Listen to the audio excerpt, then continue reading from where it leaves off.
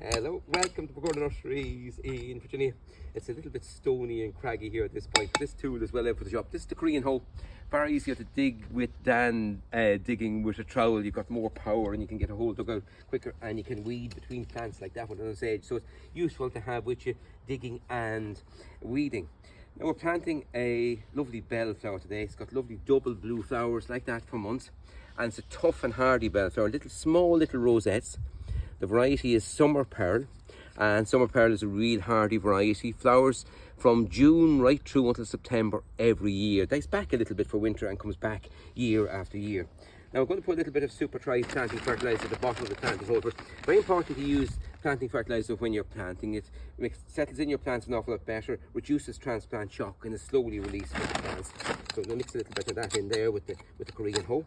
A little bit of swell well compost and soil as well, to mix with the soil as well, to spoil this plant, to make sure he establishes well. Put a stone down there, we'll get the Korean hoe, get that out. A nice little bed there from now, and a little bit of swell well compost and soil for back in around them again. So we've got the Super Thrive in there, with the swell well compost in there. There's no excuse that this gorgeous bellflower will do very well. It's been here for years and years to come, and flowering for months. So from June until September every year, and it'll spill down over the little bit of rock area here, and be tough, hardy, reliable bellflower to grow. We've unearthed a few crocuses as well. We just pushed them back in while the soil is nice and soft here, and they'll be here, of course, flowering before the bellflower flowers next year. And it won't be long now before it'll be bulb planting time as well. Goodbye for now. Enjoy your garden.